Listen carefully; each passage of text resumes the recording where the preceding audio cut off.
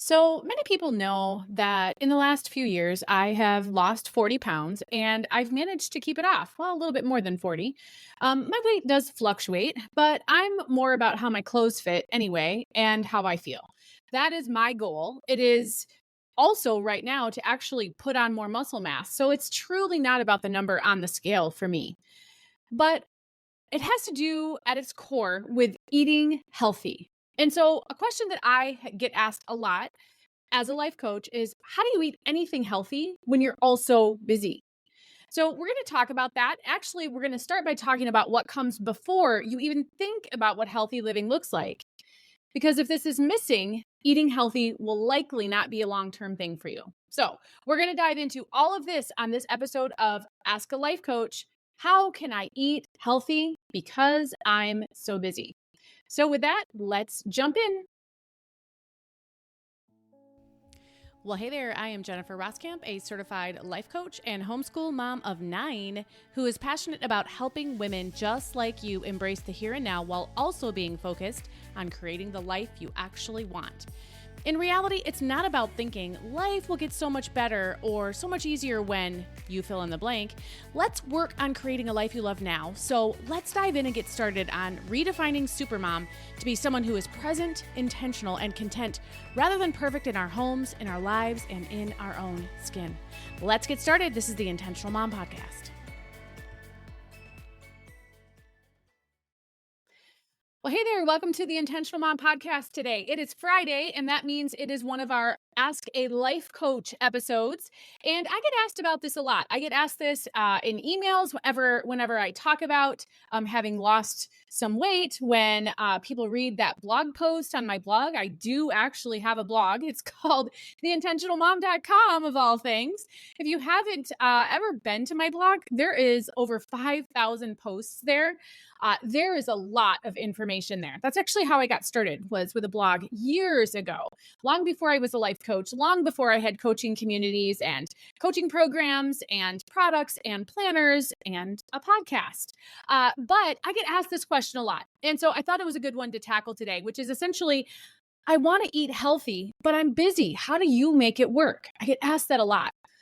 And so for me, again, as I said in the intro, it's not about a number on the scale for me. For me, it's about how my clothes fit and it's about how I feel. And actually, I'm in a season of my healthy living right now where I'm actually focused on gaining muscle. That's where my focus is on now. And so it's not about a number on a scale for me, but it really is about how my clothes feel and about how I feel. And that was my biggest motivation behind losing weight anyway. So, we're going to talk about some ways to do this, but I want to start by talking first about where you really have to start before you can even think about what healthy living is going to look like. Because if this is missing, this whole idea of eating healthy will likely not work for you. And it certainly isn't going to be a long term lifestyle.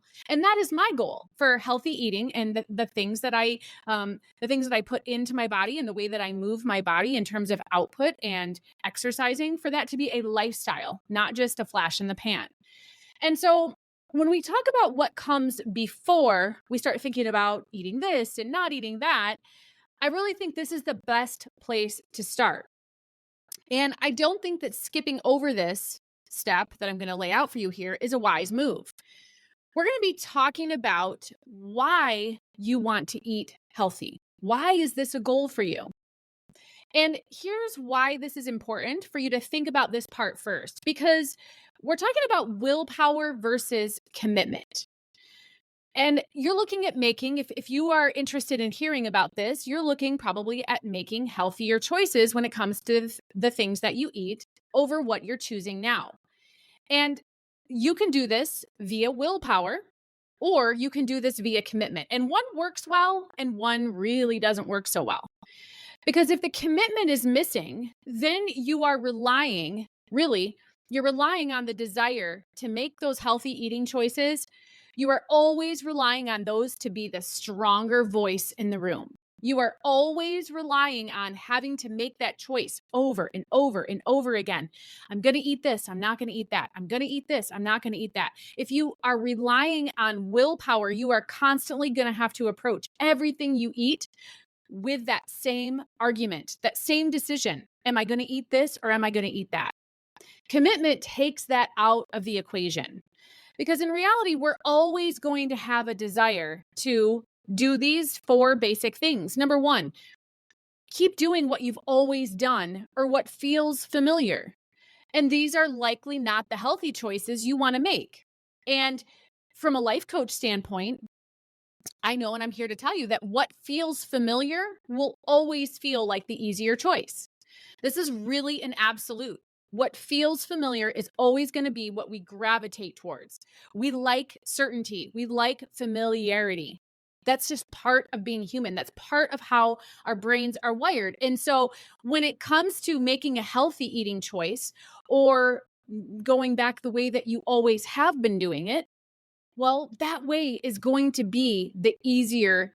It's going to be the one that you go with more often than not if you don't have that commitment in place. That desire to do it the way I've always done it is going to be stronger than the desire to eat something healthy. The second thing that you're going to want as a desire, you want to do what you want to do. That is a super strong, again, our brain is wired this way. That is a part of how the human brain is wired to make a choice that actually is what we want. Because let's get real. There are many, many, many times where I would rather eat that big plate of pasta. I love pasta, or a big sandwich with amazing bread. I love all of that. And there are a lot of times where if I was going by what I wanted, well, I would eat those things and I wouldn't eat the salad or the gluten-free piece of bread. Nothing against it, but it's just not the same. But it's the commitment, though. It's the commitment that actually creates the want that allows me to eat the gluten-free bread instead, or to have the salad and not the pasta. So doing what you want, that is always going to be a stronger desire than that healthy eating option. Another strong desire that you're going to have to offset is the desire to reward yourself. This is often how we rationalize doing the easier or more familiar things. We think, I've earned it. Even if you're not having that conscious thought, it's woven in there. I've earned it. And sometimes rewarding yourself is actually in order.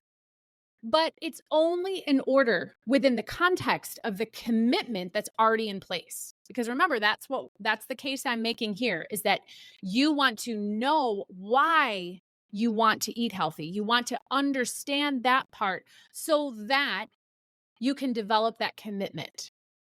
But rewarding yourself, that is going to be something that we rationalize as human. Again, as humans, that's just part of how our brains are wired. That's going to be a strong desire, that desire to reward yourself. And then another strong desire that you have to overcome is avoiding doing hard things.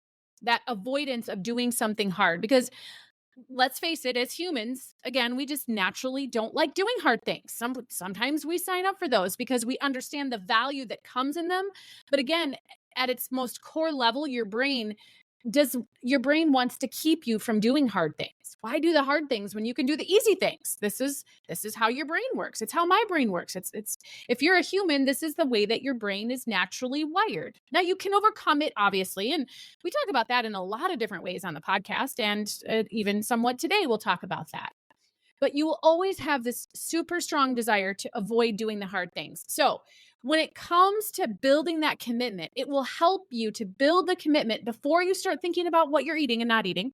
Build that commitment by asking yourself things like, why does healthy eating matter to me? Ask yourself that. Ask yourself, what is my goal with this?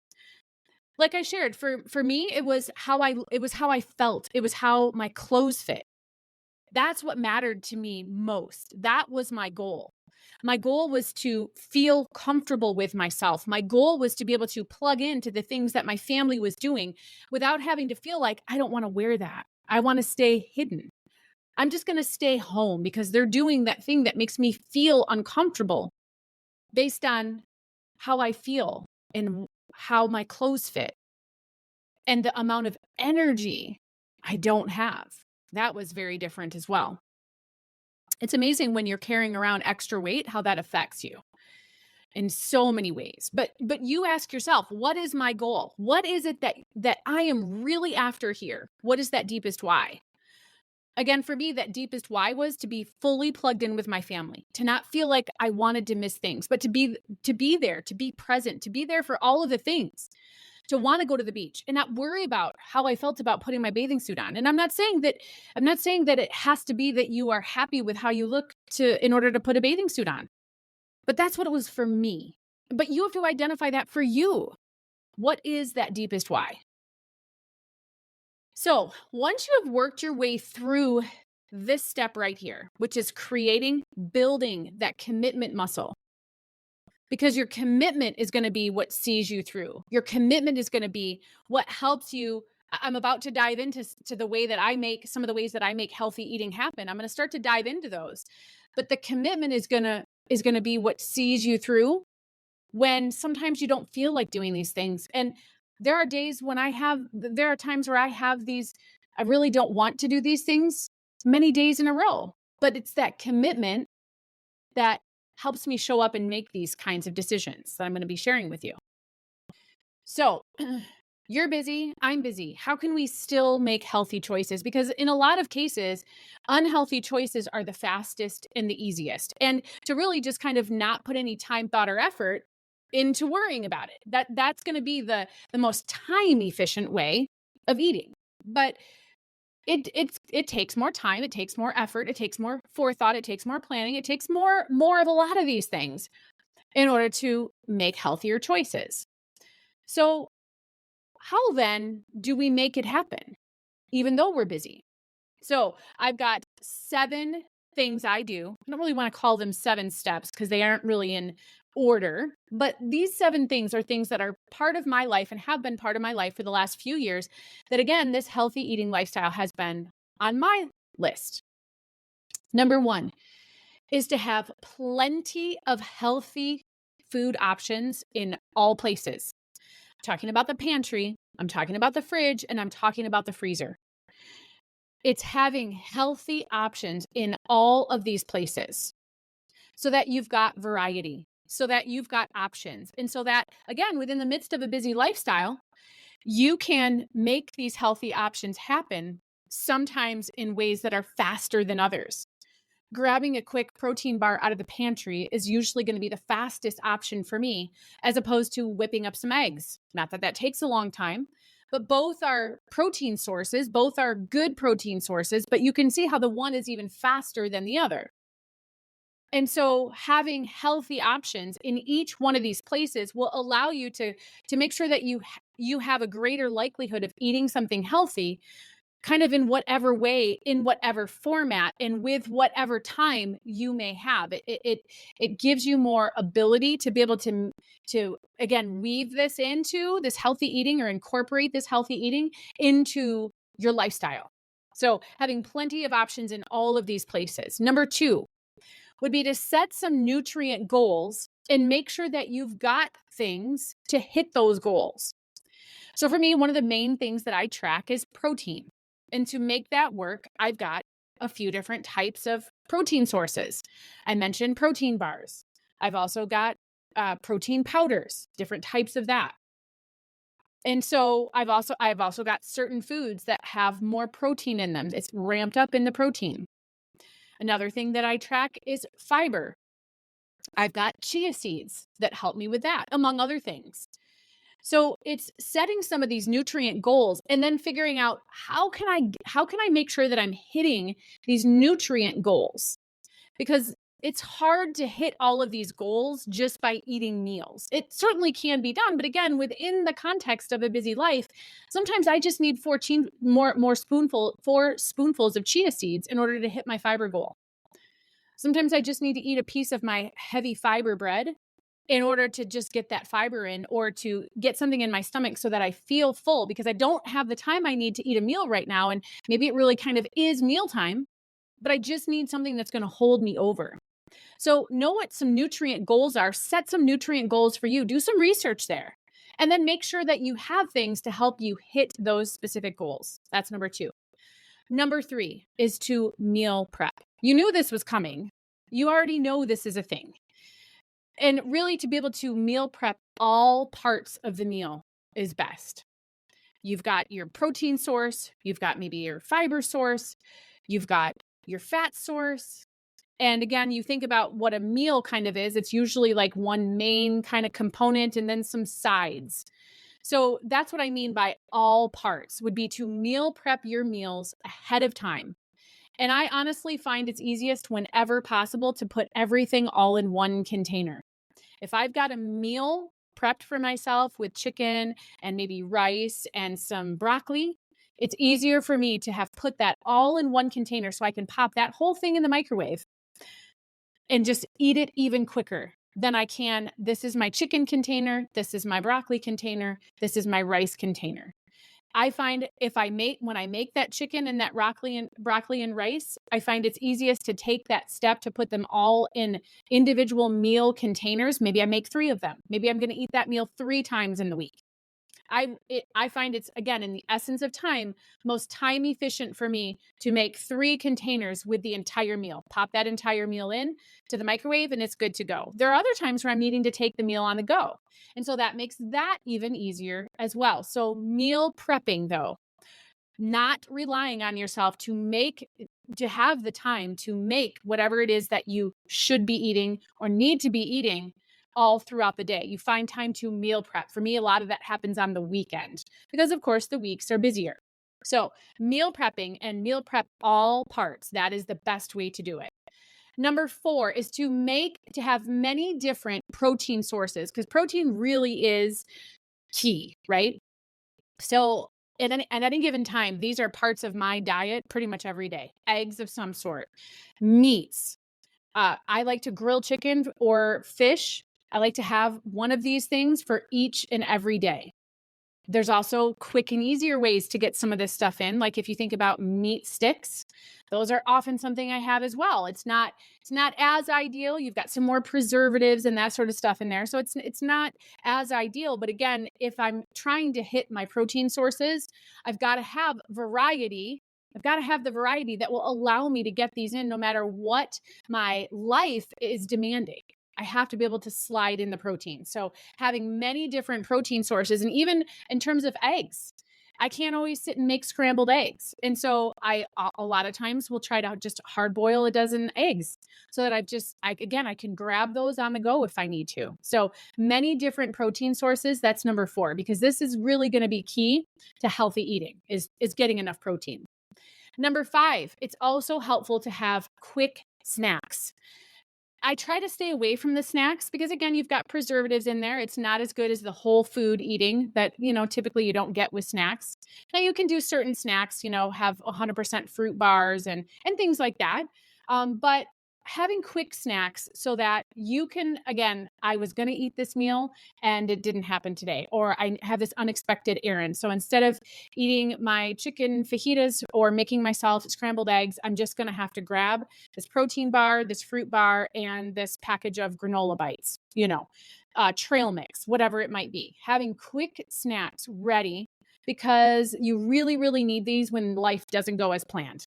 Because in reality, life isn't always going to go as planned. And so these snacks help you be prepared for those times in life. So quick snacks is number 5. Number 6, another strategy in how to make healthy eating happen is to actually track your food. Now, there are times I'm not perfect in this. I certainly was when I was in weight loss mode, but now that I'm in maintenance mode, I wish that I was more consistent in it. My goal is to be more consistent in it. Let's face it, I just need to be more consistent in it. But tracking your food, a lot of times what I always realize is unless you're actually tracking it, you're probably missing some things. You're probably missing a few things along the way. So tracking it just gives you that really clear picture so that things aren't being missed, so that you aren't forgetting about things. I always do better when I have more than just a general idea of what I ate in a day. It's better for me if I actually track it so I can actually see. That's number 6. And number 7 goes along with number 6. And this is really the best way to do the tracking of the food. It is to plan it ahead of time. I have an app that allows me to do that, and it really works best for me. I am most on target with my healthy eating when I am tracking my food and I'm actually planning it ahead of time. So in the morning, as part of my morning routine, I sit and I think about, what is it I have in my refrigerator? What did I meal prep over the weekend? What do I have? What vegetables do I have? What are going to be my protein sources today? How am I going to get the fiber in? And I literally plan it all ahead of time so that I can hit my nutrient goals, as opposed to eating and tracking after.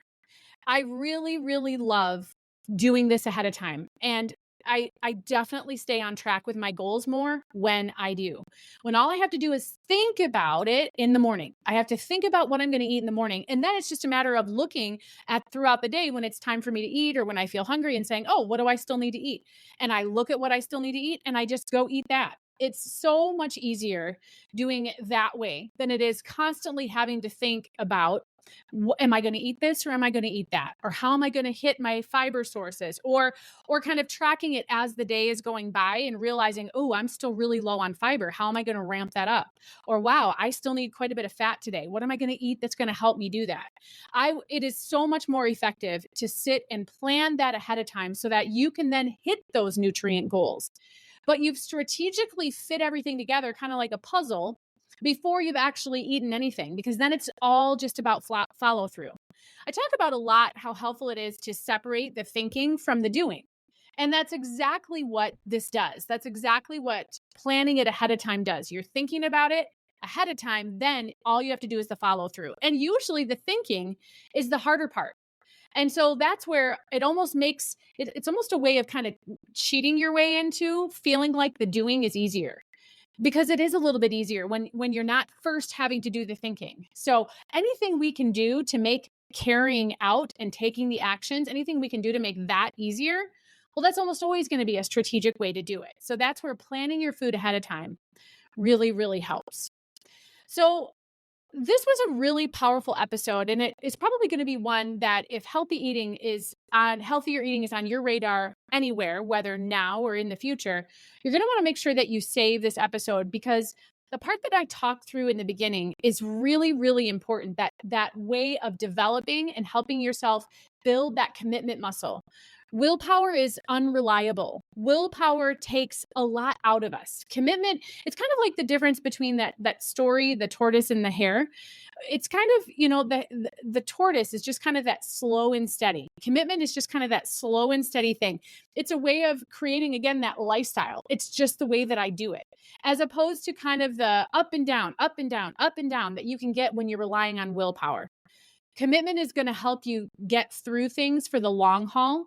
It might not be this major injection right out of the gate that you can sometimes get with willpower. But when you get that injection right out of the gate, well, usually you're not going to maintain at that same level. And so that's where commitment kind of slides in there and becomes the winner in the race. So before jumping into the doing, the actions, the 7 things I shared about actually, how to make healthy eating happen, before you do that, make sure that you take the time to build that commitment muscle. It really is the difference between treating the symptoms, which is essentially fixing the eating habits. I talk about this a lot. I talk about the difference between treating the symptoms and actually diagnosing the problem. But so often, again, we just think about, oh, I just need to eat more of this and less of this. And we attack the problem, we attack the situation, we attack the challenge from that end.